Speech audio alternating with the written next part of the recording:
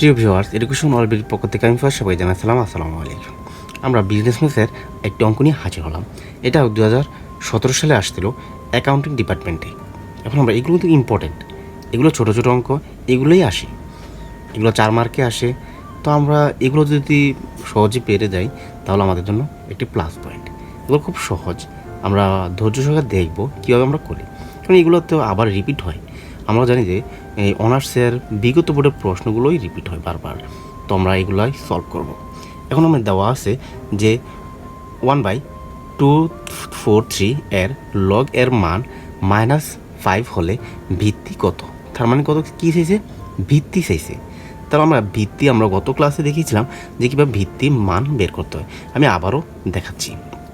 এখন যেহেতু আবার লগ বসে, তার মানে আমি লগের আগে করি লগ। এখানে যেহেতু আমার কোনো কিছু দেওয়া নাই, তার মানে আমি এক্স ধরে নেব। তাহলে আমি এক্স, কারণ আমরা ভিত্তির মান বের করবো। তাহলে আমরা এখানে লিখতে পারি। তার আগে আমরা যদি আপনাদের বোঝার ক্ষেত্রে তাহলে ধরি ভিত্তি কত, ভিত্তি সমান এক্স, আপনাদের বোঝার ক্ষেত্রে দিয়ে দিলাম।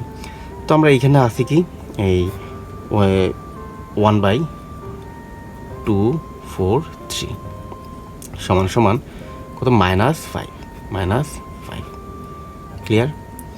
এখন আমরা এটা কী করতে পারি? এখানে আমরা গত ক্লাসে দেখেছিলাম যদি ভিত্তির মান চায় তখন এরকম একটা যখন থাকে তখন আমরা লগ টোটালি বাদ দিয়ে দেব। তাহলে বাদ দিলে কি থাকে দেখি এটা কীভাবে করতে হয়। আমরা জানি যে এক্স, যেহেতু এই মানটা যেটা থাকবে, এখানে যে মানটা থাকবে এটা পাওয়ার হিসেবে চলে আসবো -5, আর এই মানটা চলে যাবে ওই পাশে কীভাবে দেখেন 43 ক্লিয়ার। এই লাইনটাতে এই লাইনটা।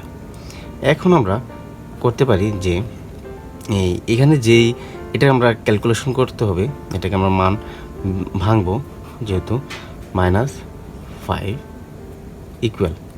এখন আমরা এটা কীভাবে ভাঙবো দেখেন, লসাগু যদি করি, এখান থেকে আমি লসাগু করে নিচ্ছি কত, 243 যদি লসাগু করি এটাকে 3 দেওয়া যাবে।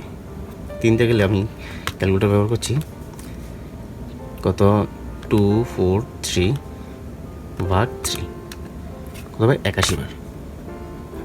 তাহলে 81 আবার 3 দিয়ে যায়, ভাগ 3 27,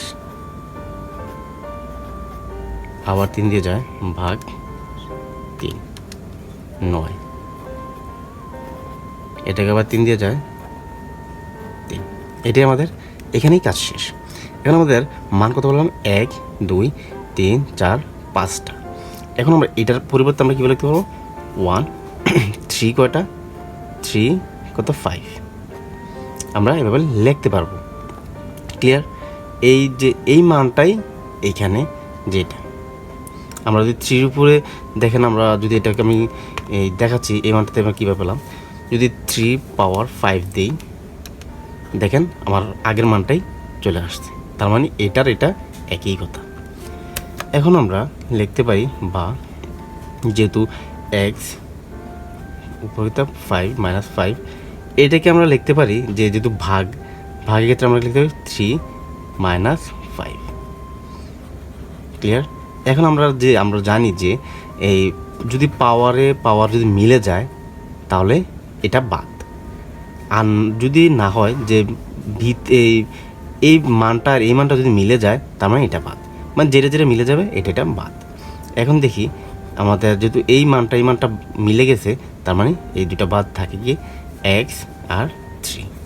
এটাই আমাদের কাঙ্ক্ষিত অ্যান্সার। যদি ভিডিও ভালো লাগে থাকে অবশ্যই চ্যানেলটি সাবস্ক্রাইব করবেন এবং পাশে থাকা বেল আইকনটি প্রেস করে রাখবেন। Thank you.